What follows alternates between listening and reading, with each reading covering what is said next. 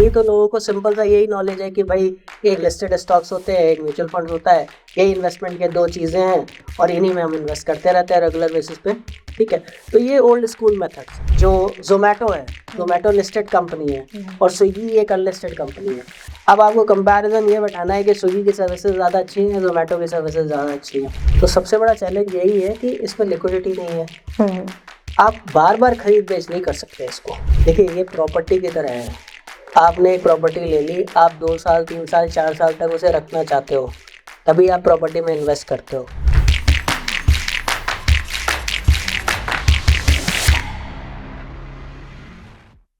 जो unlisted stocks होते हैं वो हाई बीटा स्टॉक्स होते हैं, मतलब कि वहां पे आपका रिस्क रिवॉर्ड रेशियो भी हायर साइड में होता है। तो अगर मैं लिस्टेड स्टॉक से कंपेयर करूं तो यहाँ पे रिस्क इन्वॉल्वमेंट हायर साइड पे रहेगी, बिकॉज लिक्विडिटी कम है। आप इंस्टेंट नहीं सेल कर सकते, तो आप अपने ब्रोकर को कॉल करोगे कि भाई मुझे ये स्टॉक इतनी क्वांटिटी में सेल करना है, तो उसके लिए वो एप्रोप्रिएट बायर ढूंढेगा कि हाँ भाई ऐसी अवेलेबिलिटी है नहीं है, या अगर उसे खुद लेना होगा तो वो कहेगा कि ठीक है चलो आप मुझे सेल कर दो। तो इसमें हमारे ट्रेडिंग करते हुए क्या क्या ऐसे चैलेंजेस आते हैं या आ सकते हैं? देखिए, मैंने आपको ये बोला कि आप इसमें ट्रेडिंग के बारे में तो भूल ही जाओ। अगर आप प्योर इन्वेस्टमेंट की तरह करना चाहते हो then only you have to enter. अगर आप ट्रेडिंग की तरह करना चाहते हो तो this is not a good product to enter. देखिए, ये प्रॉपर्टी की तरह है। आपने एक प्रॉपर्टी ले ली, आप 2 साल 3 साल 4 साल तक उसे रखना चाहते हो, तभी आप प्रॉपर्टी में इन्वेस्ट करते हो, है ना। इसी तरीके से जो अनलिस्टेड स्टॉक है वो एक प्रॉपर्टी की तरह है, आपके लिए एक एसेट की तरह है, but you have to stay invested. तो सबसे बड़ा चैलेंज यही है कि इसमें लिक्विडिटी नहीं है। आप बार बार खरीद बेच नहीं कर सकते इसको, उसमें ट्रेडिंग नहीं करना आपको केवल और केवल उसमें इन्वेस्टमेंट करना है। आपने आज खरीद लिया और आपने ये सोचा कि 2 साल बाद निकालना है इसको, ये चैलेंज है। आपका जो पैसा है वो इलिक्विड है। अनलिस्टेड स्टॉक्स की हम वैल्यू को कैसे जज कर सकते हैं? वैल्यू को जज करना सबसे आसान है। वैल्यू को जज ऐसे कर सकते हैं कि उनकी प्रॉफिटेबिलिटी से उनके शेयर की वैल्यू कंसिडर करेंगे, शेयर प्राइस वैल्यू एक तरफ कंसिडर करेंगे और उनका अर्निंग पर शेयर कंसिडर करेंगे, उससे पी आ जाएगा। उसका रेशियो हमें दूसरी कंपनी से चेक करना है, अगर वो पीयर से मैच कर रहे हैं तो हम इन्वेस्ट कर सकते हैं। ठीक है, तो वैल्यूएशन के मामले में हमें बहुत सारी चीज़ें देखनी पड़ेंगी।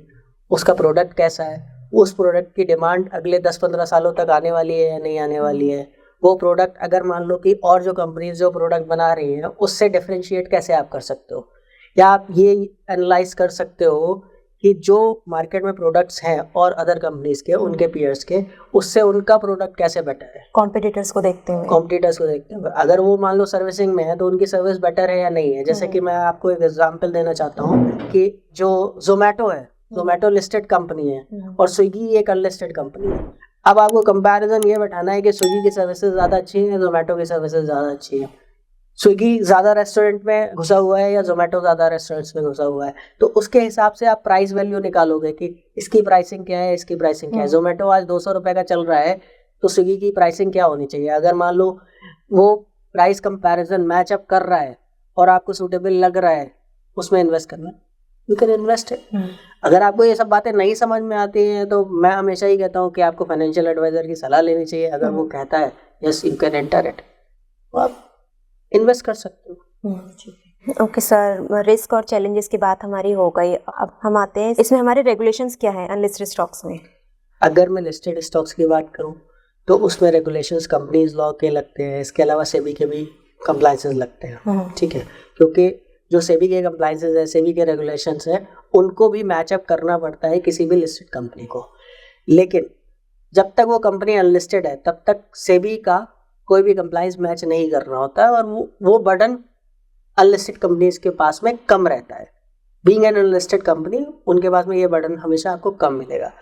तो रेगुलेशंस की अगर बात करें तो ये एक रेगुलराइज्ड मार्केट है, क्योंकि आप ओवर द एक्सचेंज काम कर रहे हो और वहाँ पे पूरा सारी चीज़ें ट्रांसपेरेंट है, आपको सारी चीज़ें दिखाई पड़ रही हैं उसमें कि कैसे मार्केट फ्लक्चुएट हो रहा है, बढ़ रहा है, घट रहा है, ऊपर नीचे हो रहा है, वो सारी चीज़ें आपके सामने हो रही है, आपकी नज़र के सामने। तो ट्रांसपेरेंसी बहुत है यहाँ पे, लेकिन कंप्लायंसेस भी उसके अकॉर्डिंग ज़्यादा है। लेकिन अनलिस्टेड में कंप्लायंसेस कम है, उनको तो कंपनीज लॉ के हिसाब से अपनी कंपनीज को रन करना है और उनके कंप्लायंसेस पूरे करने हैं, जैसे कि जीएसटी का कंप्लायंस हो गया, कंपनी लॉ का हो गया, तो ये सब कंप्लायंसेस वो भी पूरे करते हैं। इसके अलावा सिमिलर पैटर्न पे जैसे कि एक लिस्टेड कंपनी अपने क्वार्टरली रिजल्ट निकालती है, उसी तरीके से उनको भी अगर अनलिस्टेड में अपने शेयर को सेल करना है तो उन्हें क्वार्टरली रिजल्ट निकालना पड़ता है, और वो रेगुलर बेसिस पे, टाइम टू टाइम बेसिस पे ये अपडेट्स मार्केट में देते रहते हैं, सो दैट कि इन्वेस्टर्स जो है वो क्यूरियसाइज हो, कि उन्हें पता लगे कि एक्चुअल फिगर क्या है, एक्चुअल पिक्चर क्या है उस पर्टिकुलर कंपनी की, और इन्वेस्टेड रहे या इन्वेस्टमेंट करने के लिए और वो आगे बढ़े। तो सर अनलिस्टेड स्टॉक्स के बारे में बहुत कम लोगों को पता है, तो ये कैसे फिर इन स्टॉक्स को कैसे अफेक्ट करती है? ये अगर ज्यादा लोगों को पता चलेगा, अवेयर होंगे लोग, तभी तो इसमें लिक्विडिटी आएगी।